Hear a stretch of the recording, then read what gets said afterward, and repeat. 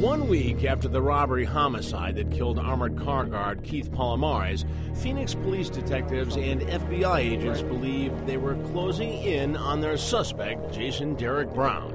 A federal charge of unlawful flight to avoid prosecution had been added to state murder charges. We have a lot of means to try to track people down. We used every one of them in that case.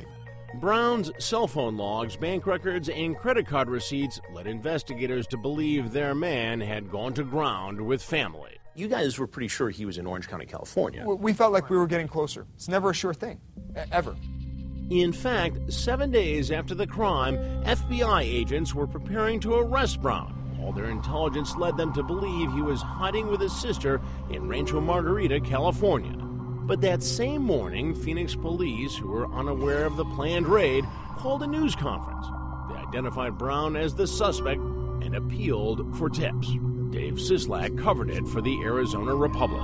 As a reporter, we thought we were performing a service. Be on the lookout. Yeah, the mugshot was out, the surfer boy, mugshot that everybody's seen to warn people, be on the lookout for a dangerous gunman who just killed a guy in cold blood.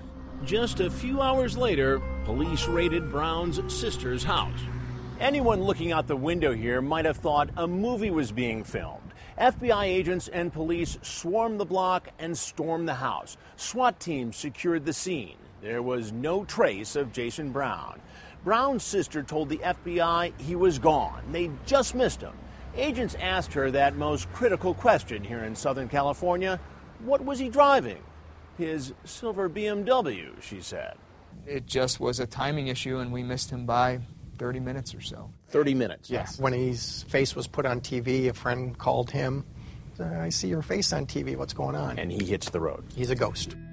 Then it turned out that Brown's sister lied to FBI agents. He hadn't escaped in that silver BMW. He was driving his Cadillac Escalade. We're used to people lying to us right away. I mean, that happens all the time. Did that in any way hinder the investigation? Initially on our radios and on our reports, but it didn't take long for the people quarterbacking that operation to say, hey, we're not sure he's in the BMW, let's look for everything. One of Brown's credit cards was used to buy gasoline south of Orange County the day after the raid on his sister's house. We immediately went to the gas stations, reviewed the surveillance tapes, and it's the Escalade. We're looking for the Escalade.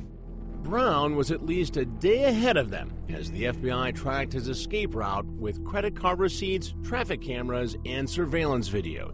They knew he went through San Diego. He immediately goes south, heads towards the U.S.-Mexican border near Tijuana, takes some money out of an ATM there. He sends the package to his brother, David. After San Diego, what can you tell me about Brown's movements? He drove north to Portland, where he sent another package to David. And what was in that package? A gun, his brother's 9mm Glock that he had stolen from his house previously. Sent that, more clothing items, camera, some memory cards, several CDs. Any clues? A lot of clues to his past life, to who Jason is. His ego wall was contained in those discs and in that laptop. FBI agents had the family's post office box under surveillance and knew David Brown received the shipments. Why do you think he sent all that stuff to his brother David? Well, I think he wanted to get rid of everything that associated himself with his past life. After he mailed that package to his brother from Portland, Brown went off the grid. No phone calls, no ATM withdrawals, no credit card use. It was becoming evident to the agents on his trail that Jason Brown was far more resourceful than their usual demand note bank robber. His ability to fly under their radar led them to a dead end in Oregon. But just as Brown's West Coast trail turned cold, another major lead was uncovered back in Phoenix. After Jason Brown's photograph was broadcast across Arizona, tips began flowing in. Investigators were particularly intrigued by a story they heard from an aerospace engineer who had been camping here in the Tonto National Forest with his young son. He called. Yeah. He saw the picture and immediately thought, hey, that was the guy who shot my truck. I mean, you probably don't forget that. Yeah.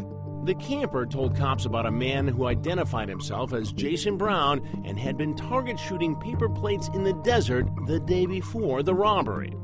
He had confronted Brown after Jason accidentally fired a bullet into the door of his truck, causing $1,300 in damage.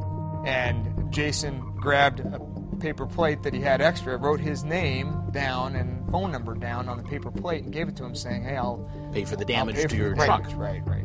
Brown signed the plate and added his license tag number and the same Salt Lake City address he had used on his motel registration.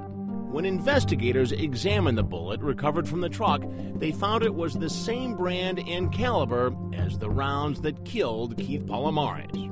With another link between Brown and what they believed was the murder weapon, investigators felt they now had an ironclad case. But what good did it do if the suspected murderer of Keith Palomares remained at large? At a seeming dead end in their investigation, agents had to dig into Jason Brown's past to find out who he was, how he thought, and what his next move might be. And the more they dug, the more it appeared as if he had been born to run.